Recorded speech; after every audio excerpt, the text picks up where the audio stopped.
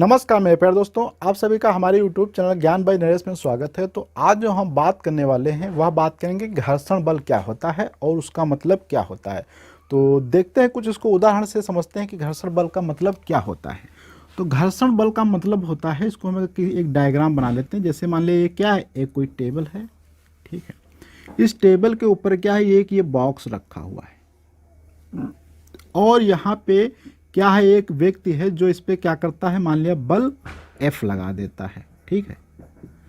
अब ये जब बल लगाता है तो बल के मैंने कुछ क्या किया, यहाँ पे मान लगा दिए। जैसे मान लिया पहले 1 था, फिर उसने 2 लगाया, फिर उसने 3 लगाया, फिर उसने 4 लगाया, फिर उसने क्या है 5 लगाया। तो जब वो कम बल लगा रहा था तो उसको मैंने 1 नाम दिया। तो इस स्थिति में क्या है, ये वस्तु नहीं बढ़ रही थी। फिर उसने थोड़ा बढ़ाया तो भी नहीं बढ़ी। तो इसने धीरे धीरे बल को बढ़ाता गया और एक ऐसा समय आ गया कि उस पर क्या है, वस्तु आगे बढ़ना प्रारंभ हो गई। तो ऐसे आप काफ़ी एग्जाम्पल भी कर सकते हैं। मान लिया कोई किताब जो है मेज पे रख लेना, उस पर थोड़ा सा उंगली से बल लगाना, देखना नहीं चलेगी, थोड़ा और बल बढ़ाना, थोड़ा और बल बढ़ाना। तो बढ़ाते बढ़ाते बल एक ऐसी स्थिति आ जाएगी जिसके कारण ये वस्तु क्या है, चलना प्रारंभ कर देगी। तो यहाँ पर हम देख रहे हैं कि बल तो हम शुरू में भी लगा रहे थे, बाद में भी बल लगा रहे थे, लेकिन हर एक बल पे क्या है, वस्तु चलना प्रारंभ नहीं हुई, ठीक है। तो अभी मान लिया 5 बल लगाया, जब ये वस्तु क्या है, चलना प्रारंभ हो गया, ठीक है। तो ये वस्तु जब चलना प्रारंभ करी तो उसने जस्ट क्या किया, छोड़ दिया। इसको छोड़ने के बाद देखा है कुछ ही दूर पे जाके क्या है, वस्तु रुक गई। अब इस व्यक्ति ने सोचा कि जब मैंने बल लगाया तब ये वस्तु चली थी, अब ये वस्तु रुक गई तो रुक क्यों गई, इसका मतलब इस पे कोई ना कोई बल लग रहा होगा। क्योंकि न्यूटन साहब के हिसाब से क्या होता है कि कोई वस्तु अगर रुकी है तो रुकी रहेगी, अगर चल रही है तो चलती रहेगी। अगर उसकी स्थिति में चेंज करना है, अर्थात रुकी हुई वस्तु को अगर गति में लाना है तो क्या है, बल लगाना पड़ेगा। जैसे कि ये था, ये रुकी थी वस्तु, इसको चलाने के लिए मुझे क्या है, बल लगाना पड़ गया। अब ये चल गई तो फिर वो रुक रही है, तो इसका मतलब उस पर भी कोई बल लग रहा होगा। तो ये जो वस्तु, अर्थात ये क्या है, हमारी टेबल है और ये क्या था, हमारा कोई बॉक्स था, ठीक है। तो ये टेबल की जो क्या होती है, ये सरफेस इसकी टेबल की, मान लो यहाँ पे ये टेबल की सरफेस हो गई और ये किसकी सरफेस हो गई, ये ऊपर किसकी है, टेबल, ये जो है बॉक्स की, ये टेबल की। तो इनके बीच में क्या होता है, यहाँ पे एक बल लगता है। इस बल का ही नाम क्या दिया गया, फ्रिक्शन फोर्स कहा गया। तो इसके काफ़ी एग्जाम्पल आपने देखे होंगे, कई जगह आपने देखा होगा कि उस साइकिल को चलाओ, कुछ समय बाद क्या होती है, साइकिल रुक जाती है अपने आप, अगर ना चलाओ। तो इस प्रकार से जो बल लगता है, जिस कारण से कोई वस्तु चल रही होती है और रुक जाती है, तो वो क्या होता है, फ्रिक्शन फोर्स कहलाता है। अब इसी फ्रिक्शन फोर्स को थोड़ा और समझा जाए कि फ्रिक्शन फोर्स यहाँ पे देखो, पहले भी तो बल लग रहा था, जब ये वस्तु नहीं चल रही थी, बल तो हम लगा रहे थे, तो वस्तु क्या है, नहीं चल रही थी। लेकिन 5 जब बल लगाया तो वस्तु चलना प्रारंभ हो गई। लेकिन चलना प्रारंभ हो गई, लेकिन जैसे बल मैंने हटाया फिर भी क्या है, वस्तु रुक गई। या हमें 5 बल लगाए रखें, अगर 5 बल हम लगाए रखें तो ये वस्तु क्या है, चलती रहेगी। तो इसका मतलब ये 5 जो बल हम लगा रहे हैं, 5 इसको अगर न्यूटन के टर्म में पढ़ लो तो ये 1 न्यूटन, 2 न्यूटन, 3 न्यूटन, 4 न्यूटन और 5 न्यूटन। तो यहाँ से यहाँ तक अगर आप देखें तो यहाँ से यहाँ तक भी तो हम बल लगा रहे थे, लेकिन वस्तु नहीं चल रही थी। तो इसका मतलब हमारा बल कहाँ जा रहा था। उसके बाद यहाँ पे भी हम तो बल लगा रहे, मान लिया वस्तु चल रही है, तो अगर हम इस पे बल लगाते रहेंगे तो क्या है, वस्तु चलती रहेगी। तो इसमें देखा जाए कि बल भी इसमें क्या है, 2 प्रकार के लग रहे थे। एक जो था वस्तु को रोकने की कोशिश कर रहा था, और एक वस्तु चल रही तब भी हमें बल क्या है, लगाना पड़ रहा था। तो जब वस्तु चलती नहीं है तो उसके पहले जो बल कार्य करता है, उस बल को क्या कहा जाता है, स्टैटिक फ्रिक्शन फोर्स कहा जाता है। फ्रिक्शन फोर्स ये हो गया जब वस्तु चल नहीं रही थी, और जब वस्तु चलने लगती है तब बल जो लगता है उसे क्या कहा जाता है, काइनेटिक फ्रिक्शन फोर्स कहा जाता है। Kinetic friction force. तो इस हिसाब से अगर हम देखें तो बल जो हमारे हो जाएंगे वो कितने टाइप के हो जाएंगे, फ्रिक्शन फोर्स 2 प्रकार के हो जाएंगे। एक हो जाएगा काइनेटिक या स्टैटिक, जिसको हम कह सकते हैं स्टैटिक फ्रिक्शन फोर्स, और दूसरे कौन से हो सकते हैं, काइनेटिक फ्रिक्शन फोर्स। तो यहाँ से स्टैटिक फ्रिक्शन को हम क्या करेंगे, F और S से लिखेंगे।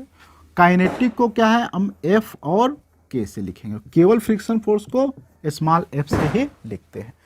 तो इस प्रकार से हमने देखा कि यहाँ पे दो बल हैं। जो एक बल था जब ये वस्तु चल नहीं रही थी तब के कारण बल था, एक वस्तु जब चल रही थी तब बल लग रहा था। बल तो हमें दोनों स्थितियों में लगाना पड़ रहा था। तो यहाँ पे स्टैटिक और काइनेटिक फ्रिक्शन दो प्रकार के हो गए हमारे। अब स्टैटिक और काइनेटिक फ्रिक्शन का मान कैसे निकाला जाएगा वो भी एक बात है। लेकिन यहाँ पे हम देख लें कि काइनेटिक जो होता है वो भी क्या है, दो भागों में डिवाइड किया जा सकता है। काइनेटिक क्योंकि मोशन क्या है, दो प्रकार के हो सकते हैं। भाई वस्तु कैसे हो सकती है, तो एक जो हो सकती है इसमें कौन सी हो सकती है, काइनेटिक में रोलिंग सिस्टम के कारण हो सकती है, अर्थात रोलिंग काइनेटिक सिस्टम होगा, रोलिंग काइनेटिक, ठीक है। और दूसरा होगा ट्रांसलेशन काइनेटिक, ठीक है, या लीनियर काइनेटिक हो सकता है।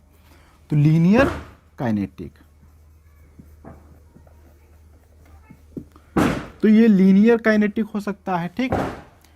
तो रोलिंग कब आती है, रोलिंग का मतलब जैसे कोई वस्तु जब रोल करते हुए जा रही हो, जैसे ये है कोई गेंद है, तो गेंद पे अगर आप थोड़ा बल लगा दो तो यहाँ से चलेगी, फिर कुछ समय बाद क्या है, रुक जाएगी।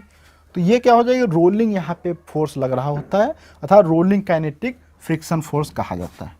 और ये मान लिया अभी बॉक्स है, इस बॉक्स पे जैसे मैंने बल लगाया यहाँ पे F, तो ये आगे बढ़ेगा लेकिन कुछ दूरी पे जाके क्या है, रुक जाएगा, या ऐसे ही चलता रहेगा। तो यहाँ पे बॉडी क्या रोल नहीं करती, तो इसे लीनियर काइनेटिक भी फ्रिक्शन फोर्स कहा जाता है।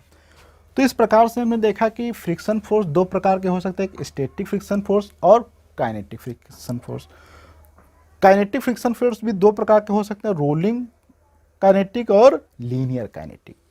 और मैं आपको एक चीज़ बता देना चाहता हूँ कि जो भी मैं यहाँ पे पढ़ा रहा हूँ इसकी जो है पूरे की रिटन PDF जो है आपको हमारे डिस्क्रिप्शन बॉक्स में लिंक है, वहाँ पे मिल जाएगी, वहाँ से आप एक बार पढ़ लेना। क्योंकि मैंने वहाँ पे फ्रिक्शन फोर्स के विषय में काफ़ी डिटेल्स में लिख दिया है, क्योंकि यहाँ पे मैं लिखने में काफ़ी समय लग जाएगा।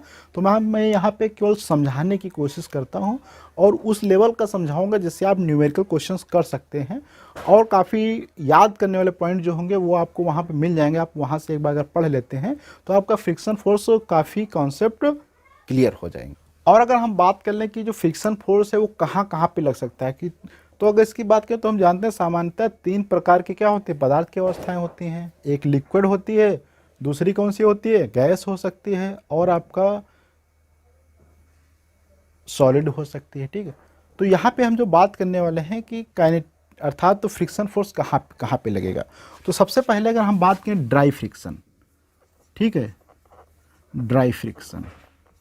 ड्राई फ्रिक्शन का मतलब होता है ऐसे जगह पे जहाँ पे एक सॉलिड वस्तु दूसरे सॉलिड वस्तु के ऊपर क्या है, चलती है। जैसे मान लें ये है, ये क्या है, पृथ्वी है, अर्थ, इसके ऊपर कोई बॉक्स पे अगर हम बल लगा के चला रहे हों तो यहाँ पे जो फ्रिक्शन फोर्स लगता है ये होता है ड्राई फ्रिक्शन। तो यहाँ पे हम चाहें तो फ्रिक्शन फोर्स को कैटेगरी वाइज लिख सकते हैं, ठीक। तो ये हो गया हमारा। दूसरे टाइप का फ्रिक्शन फोर्स जो होता है उसको कहा जाता है ड्राई या लिक्विड फ्रिक्शन फोर्स, ठीक है, या फ्लूइड फ्रिक्शन। फ्लूइड फ्रिक्शन क्या होता है, फ्लूइड फ्रिक्शन का मतलब होता है कि जब वस्तुएं किसी लिक्विड में डाली जाती हैं या लिक्विड में कोई वस्तु अगर मोशन करती है तो वहाँ पर भी क्या होता है, फ्रिक्शन फोर्स लगता है, जिसको विस्कस फोर्स भी कहा जाता है। तो फ्लूइड में जो लगता है उसे क्या कहा जाता है, विस्कस फोर्स कहा जाता है। इसका विस्कस फोर्स का अध्ययन जब हम फ्लूइड मैकेनिक्स पढ़ेंगे तो वहाँ पे डिटेल में बात करेंगे। तो यहाँ पे जैसे इसको एग्जांपल से अगर हम लेना चाहें तो मान लें ये क्या है, एक बीकर है, इस बीकर में क्या है, ये सब लिक्विड भरा हुआ है। अब इसमें अगर आप कोई बॉल डालेंगे, गेंद, तो ये गेंद नीचे की तरफ आएगी तो इस पर क्या है, बल लगता है। उस बल के कारण क्या होती है, उस बल को फ्रिक्शन फोर्स, और फ्लूइड में उसको विस्कस फोर्स कहा जाता है। और अगर हम एक तीसरे प्रकार की बात कर लें तो इसे कहा जाता है इंटरनल। इंटरनल क्या होता है, वो फ्रिक्शन होता है, ठीक है, इंटरनल फ्रिक्शन। इंटरनल फ्रिक्शन कब कार्य करता है, जब किसी वस्तु की आकार या आकृति को क्या किया जाता है, बदलने की कोशिश की जाती है। जैसे मान लिया कोई क्या है, सॉलिड है। अब इसके अगर आकार को चेंज किया जाता है तो इसमें इसके जो प्रत्येक भाग होते हैं वो दूसरे भाग से क्या करते हैं, फ्रिक्शन करते हैं अर्थात उसका रोकने का विरोध करते हैं। तो इस प्रकार से फ्रिक्शन फोर्स को हम 3 भागों में विभाजित कर सकते हैं, ड्राई, फ्लूइड और इंटरनल। तो जो अभी हम पढ़ने वाले हैं वो कौन सा पढ़ने वाले हैं, ड्राई फ्रिक्शन पढ़ने वाले हैं। और ड्राई फ्रिक्शन के ही जो मैंने अभी बात किए थे वो कौन कौन से टाइप थे, एक था स्टैटिक, दूसरा कौन सा मैंने बात किया था, काइनेटिक किया था। काइनेटिक के ही मैं दो भाग मैंने बताए थे, एक होता है रोलिंग, दूसरा मैंने बताया था लीनियर या स्लाइडिंग कहते हैं उसको, ठीक है। तो लीनियर या इसको स्लाइडिंग फ्रिक्शन फोर्स भी कहा जाता है, ठीक। तो ये चीज़ हो गई फ्रिक्शन। अब हम जो बात करने वाले हैं कि स्टैटिक फ्रिक्शन फोर्स को कैसे कैलकुलेट किया जाएगा और काइनेटिक फ्रिक्शन का क्या गणितीय रूप होता है, इस पे अब हम कुछ बात करते हैं। अब हम जो है स्टैटिक फ्रिक्शन और काइनेटिक फ्रिक्शन का जो गणितीय क्या मान होगा उसको हम कैलकुलेट करने के लिए यहाँ पे क्या है, कुछ एक डायग्राम से समझते हैं। तो जैसे कि मान लिया सबसे पहले क्या है, ये हमारी क्या है, एक टेबल है, ये टेबल है। इस टेबल के ऊपर क्या है, कोई एक ये मास m है का बॉक्स क्या है रख दिया है। अब हम जानते हैं कि कोई भी ऑब्जेक्ट है उस पर हमेशा क्या है, पृथ्वी अर्थात ग्रेविटी के कारण क्या एक नीचे की तरफ बल कार्य करता रहता है। अगर इसका मास कितना मान लिया जाए, mg होगा, m मास है, तो इस पे जो एक बल कार्य करता है वो हमेशा कैसे करता है, नीचे की तरफ, उसका मान क्या होता है, mg होता है। अब यहाँ पे अगर देखा जाए कि ये mg बल अगर नीचे की तरफ कार्य कर रहा है तो ये वस्तु क्या है, नीचे आ जानी चाहिए। लेकिन वस्तु अगर आप सामान्यतः मेज पे कोई चीज़ रखते हैं तो मेज पे ही रुकी रहती है, वो नीचे नहीं आती है। तो इसका मतलब है कोई ऐसा बल लग रहा होगा जो ये वस्तु को ऊपर उठाने की कोशिश कर रहा होगा, तभी तो नीचे नहीं आ रही, क्योंकि ये नीचे खींच रहा है, नीचे आनी चाहिए लेकिन नहीं नीचे आती है। तो ये वस्तु जो है, ये वस्तु के कारण इस सरफेस पे जो होता है नीचे की तरफ बल लगता है mg। तो ये mg इस पे लगता है, ये हमारी कौन सी है, टेबल। तो टेबल पे जो है mg फोर्स नीचे लग रहा है, किसके कारण, इस टुकड़े के कारण, जो मैंने यहाँ पे ये टुकड़ा रखा हुआ, ठीक।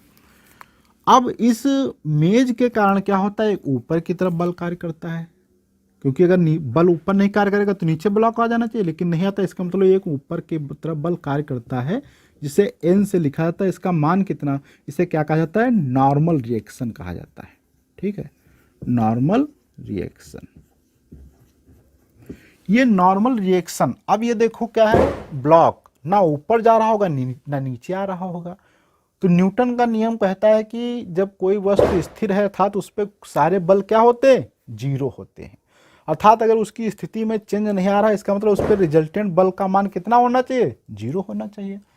तो रिजल्टेंट देखो यहाँ पे बल ना ही कोई इधर को कार्य कर रहा है ना इधर कार्य कर रहा है, इसका इसीलिए तो ये वस्तु इधर उधर नहीं जा रही। इसी प्रकार से ना ये वस्तु ऊपर जा रही ना नीचे आ रही, तो इसका मतलब ये बल जितना ऊपर लग रहा होगा उतना ही बल कितना है, नीचे लग रहा होगा। तो इसलिए जो ये n बराबर क्या हो जाता है, mg होता है। और यहाँ पे ध्यान रखने वाली बात है कि जो नॉर्मल फोर्स लगता है n, जो n ऑलवेज कैसा होता है, परपेंडिकुलर। ये परपेंडिकुलर होता है टू द कॉन्टैक्ट सरफेस, जहाँ पे सरफेस दोनों की टच करती है उसी के क्या होता है, परपेंडिकुलर होता है, अर्थात इस सरफेस के हमेशा क्या होगा, परपेंडिकुलर होगा। तो ये पॉइंट हो गया। अब देखो, चलो ये चीज़ हो गई काम। अब इसके बाद अगर हम यहाँ से बात करें, मान ले इस पर हमने क्या है, कोई बल F लगा दिया, ठीक है। तो इस बल का F जो लगा रहे हैं, ये बल धीरे धीरे हमने मान लिया इसको F, ठीक है। ये बल धीरे धीरे हम क्या कर रहे हैं, बढ़ा रहे हैं F का मान।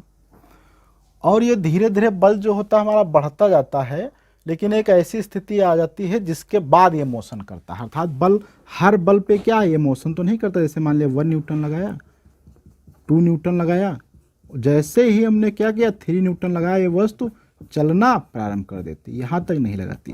तो ये जो फोर्स होते हैं इनको क्या कहा जाता है, लिमिटिंग फोर्स अर्थात फ्रिक्शन फोर्स का था। और ये जो होता है पॉइंट 3, तो जैसे ही 3 न्यूटन से जस्ट ऊपर लगाते हैं वस्तु क्या करती है, प्रारंभ करते हैं। तो इसी बल को क्या कहा जाता है, स्टैटिक फ्रिक्शन या लिमिटिंग फ्रिक्शन कहा जाता है। ये यहाँ पे 3 न्यूटन मान लिया हो जाता। और ये जो हम बल लगा रहे हैं, इस बल के कारण क्या है, वस्तु आगे बढ़ नहीं रही थी। भाई ये मैंने 1 लगाया तो भी नहीं बढ़ी, 2 लगाया तो भी नहीं बढ़ी।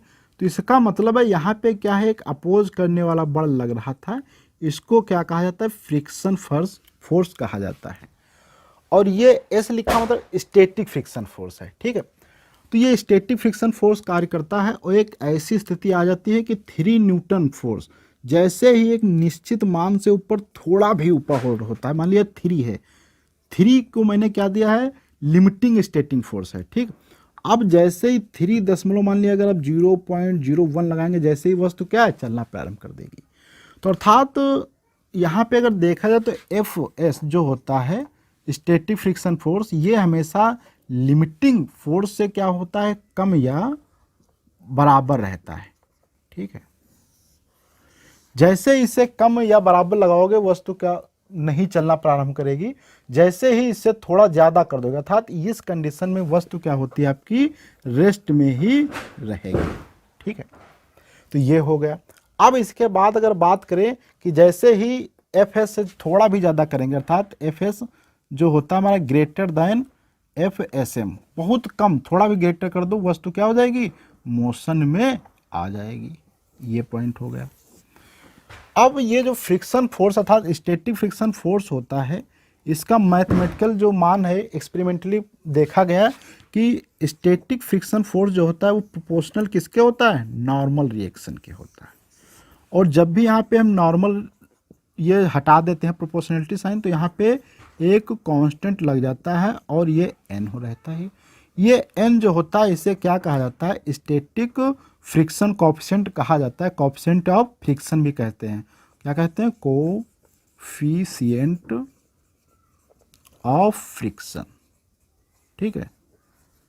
और स्टैटिक कह सकते हैं, कोएफिशिएंट ऑफ स्टैटिक फ्रिक्शन, क्योंकि अभी ये स्टैटिक के है लिया, क्योंकि अभी चलने से पहले की बात कर रहे हैं ना, तो स्टैटिक फ्रिक्शन हो जाता है ये।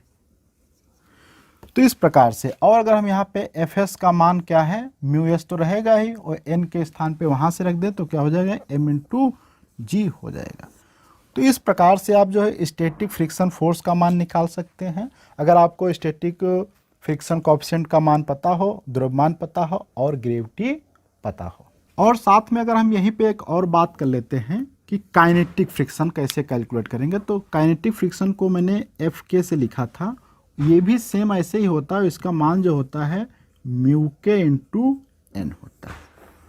और अगर बात किया जाए एफ के का जो मान होता है वह हमेशा कम या बराबर होता है किससे, या कम ही होता है एफ एस से, एफ स्टैटिक फोर्स से, ठीक है। और ये क्या है, म्यू जो कोएफिशिएंट है ऑफ द काइनेटिक फ्रिक्शन। तो अभी तक हमने यहाँ पे देख लिया कि कैसे कैलकुलेट किया जाता है काइनेटिक फ्रिक्शन, और स्टैटिक कोएफिशिएंट ऑफ फ्रिक्शन क्या होता है, काइनेटिक फ्रिक्शन क्या होता है, और ये मैंने रिलेशन निकाल लिए। और मैंने नॉर्मल भी बता दिया कि नॉर्मल कैसे कैलकुलेट करते हैं। नॉर्मल हमेशा सरफेस के परपेंडिकुलर होता है, और ये जो नॉर्मल फोर्स लगता है इसके कारण लग रहा है, इस मेज के कारण। किस पे लग रहा है, इस बॉक्स पे, इसी कारण बॉक्स ऊपर रहता है, अगर ये ना लगता तो बॉक्स नीचे आ जाता। तो इस फोर्स क्या होते हैं, बैलेंस करने के लिए ये और ये इसके इक्वल होता है। लेकिन हर कंडीशन में ये इस नॉर्मल रिएक्शन mg के इक्वल नहीं होगा, वह डिपेंड करता है कि वह डायग्राम किस प्रकार का है। इस पर भी हम बात करेंगे, तो वहाँ पे देखेंगे किस प्रकार से नॉर्मल रिएक्शन निकाली जाती है, ठीक है। अगर इसको हम अभी देखना चाहें तो यहाँ पे आप नॉर्मल समझ सकते हैं। जैसे कि मान लिया कोई इंक्लाइन प्लेन ऐसे है, यहाँ पे ये बॉक्स रखा हुआ है, ठीक है, ये बॉक्स रख दिया, ये क्या बना रहा है, थीटा कोण बना रहा है।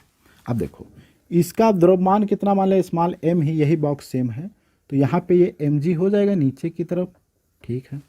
अब इस सरफेस के लंबवत ये कार्य कर रहा होगा, नॉर्मल रिएक्शन, ये भी हो जाएगा। इसको मैं थोड़ा इधर बढ़ा देता हूँ, तो यहाँ पे क्या हो जाएगा, ये एंगल थीटा हो जाएगा।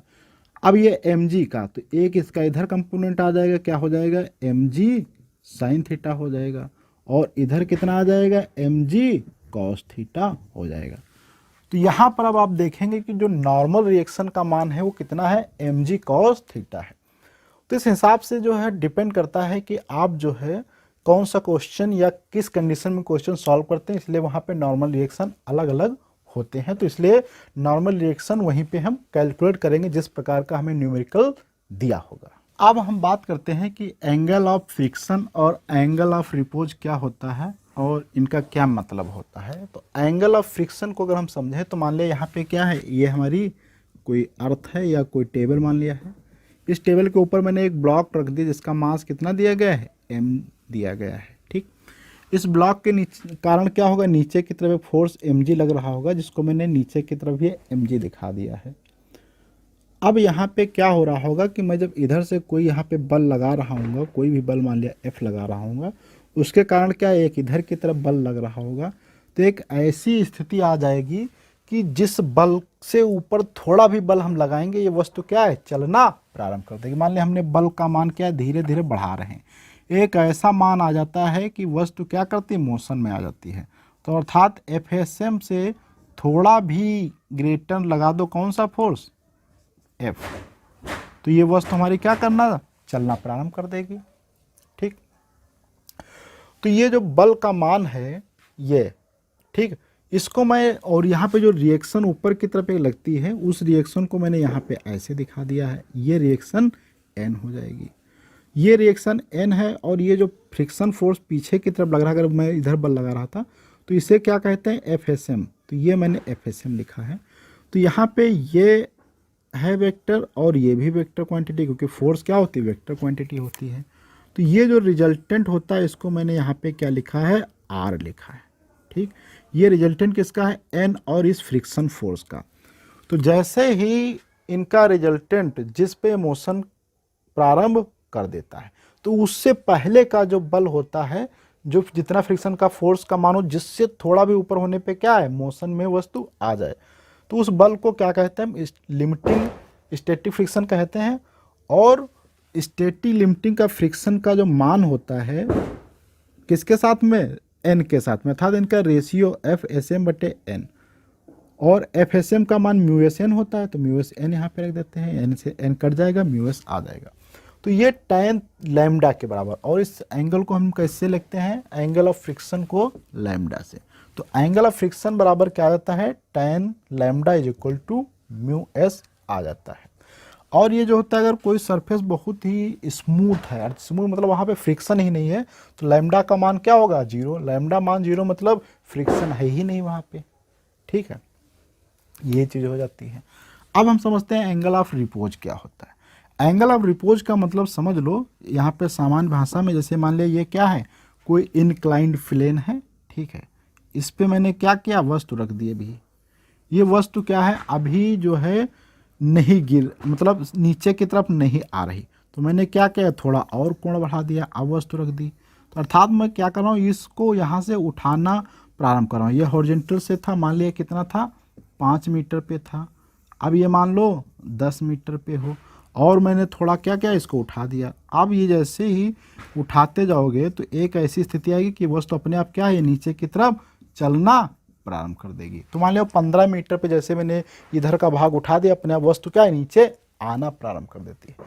तो वह एंगल जो होता है जिसपे आना प्रारंभ कर देती है उसे क्या कहा जाता है, एंगल ऑफ रिपोज कहा जाता है। इसे थीटा से लिखा जाता है। और एंगल ऑफ रिपोज का जो मान होता है वह इस कंडीशन में जो है एंगल ऑफ फ्रिक्शन के बराबर होता है। तो एंगल ऑफ फ्रिक्शन और एंगल ऑफ रिपोज का मान यहाँ पे बराबर होता है। यहाँ पे गणितीय रूप में आप देखना चाहो तो देखो ये क्या होगा, mg लग रहा होगा नीचे की तरफ। ये एंगल जो है मैंने क्या कहा, उस कंडीशन में एंगल ऑफ रिपोज और एंगल ऑफ क्या हो जाता है, फ्रिक्शन बराबर होता है। तो एंगल ऑफ रिपोज बराबर होता है एंगल ऑफ फ्रिक्शन। कब होता है, जब ये वस्तु चलना प्रारंभ कर देगी। तो मान लिया इस कोण पे ये कोण है, ये कोण है और ये कोण है, तो ये मान लो θ1 था, θ2 था, θ3, और जैसे ही मैंने यहाँ पे θ3 किया, ये वस्तु क्या चलना प्रारंभ कर देती। तो इस थीटा 3 को ही हम क्या कह सकते हैं, एंगल ऑफ रिपोज कह सकते हैं। ठीक, ये एंगल ऑफ रिपोज हो जाता है। तो इस प्रकार से आप एंगल ऑफ रिपोज निकाल सकते हैं और नॉर्मल रिएक्शन निकाल सकते हैं। तो आज की वीडियो में मैंने बात कर लिया कि जो है फ्रिक्शन फोर्स क्या होते हैं, इसके क्या टाइप्स